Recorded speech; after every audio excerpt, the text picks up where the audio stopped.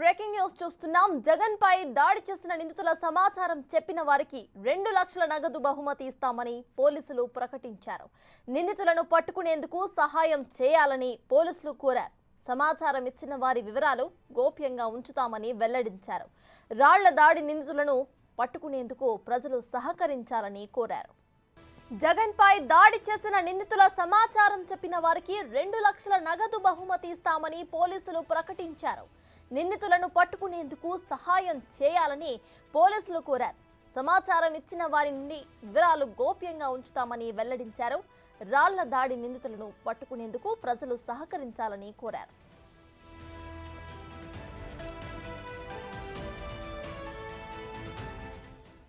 ఇదే విషయంపై పూర్తి డీటెయిల్స్ ను మా ప్రతినిధి మల్లికార్జున్ అందిస్తారు. మల్లికార్జున్, చెప్పండి, ఇక్కడ జగన్ పై దాడి చేసిన నిందితుల సమాచారం కోసం పోలీసులు అయితే ఇక్కడ ప్రజల సహాయం కోరినట్టు కూడా తెలుస్తోంది. ఇక 2 లక్షల నగదు బహుమతి కూడా ఇస్తామని చెప్పినట్టు తెలుస్తోంది. సో ప్రెసెంట్ అప్డేట్స్ ఏంటి? ప్రతాప్, ఏదైతే సీఎం జగన్మోహన్ రెడ్డికి సంబంధించి రాళ్ల దాడి కేసును కూడా అత్యంత వేగంగా సాల్వ్ చేయాలని కూడా పోలీసులకు సంబంధించి ఇప్పటికే టీంలు ఏర్పాటు చేయడం జరిగింది. మొదటి రోజు 6 టీములుగా ఏర్పాటు చేసి ఇన్వెస్టిగేషన్ కూడా చేశారు. ఈ రోజు నుంచి 6తో పాటుగా మరొక 16 టీములు కూడా ఏర్పాటు జరిగింది. ఒక్కో టీంలో 5 సభ్యులతో కూడా ఒక టీమును ఫామ్ చేయడం జరిగింది.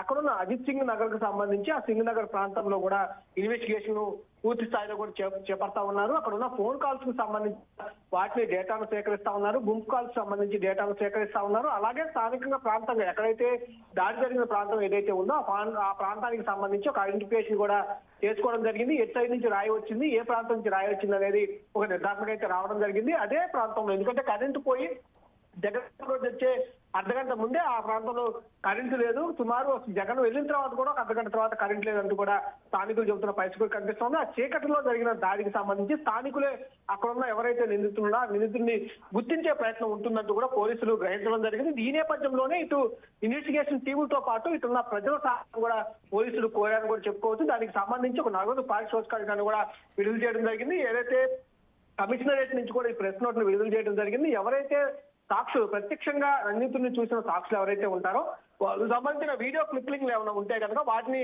సబ్మిట్ చేయొచ్చు అని కూడా చెప్తున్న పరిస్థితి కూడా కనిపిస్తా ఉంది. అక్కడ ఉన్న 2 ఫోన్ నెంబర్లు కూడా వాళ్ళు ఇవ్వడం జరిగింది. ఎవరైతే డీసీపీ ఎన్టీఆర్ జిల్లాకు సంబంధించిన కమిషనర్ కి సంబంధించిన కంచా శ్రీనివాస్ కానీ, అలాగే కమిషనరేట్ కి సంబంధించి శ్రీహరిబాబు ఏడీసీపీ టాస్క్ ఫోర్స్ కు సంబంధించిన అతను కానీ ఫోన్ నెంబర్లు కూడా ఇవ్వడం జరిగింది. ఇద్దరికి సంబంధించి సమాచారాన్ని నేరుగా వారికి పంపించినా పర్లేదు, లేకపోతే కనుక కమిషనర్ టాస్క్ ఫోర్స్ కార్యాలయానికి వచ్చి డైరెక్ట్ గా అక్కడ సబ్మిట్ చేసినా పర్లేదంటూ కూడా వాళ్ళు ప్రస్తావించడం జరిగింది.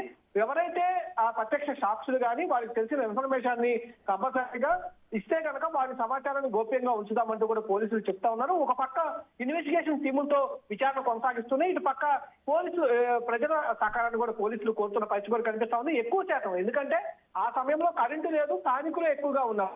జగన్ చూసేందుకు ప్రజలు వచ్చిన నేపథ్యంలో, అక్కడ జరిగిన దాడి నేపథ్యంలో స్థానిక ప్రజలే ఐడెంటిఫికేషన్ గుర్తించడానికి ఎక్కువగా వెసులుబాటు ఉంటుంది. కాబట్టి వారేమన్నా ఆ జరిగిన దాడిలో ఆ నిందితుడిని ఎవరైనా గుర్తించి ఉంటే కనుక వాళ్ళు ధైర్యంగా వచ్చి పోలీసులకు సమాచారం ఇవ్వచ్చంటూ కూడా వీళ్ళు పేర్కొనడం జరిగింది.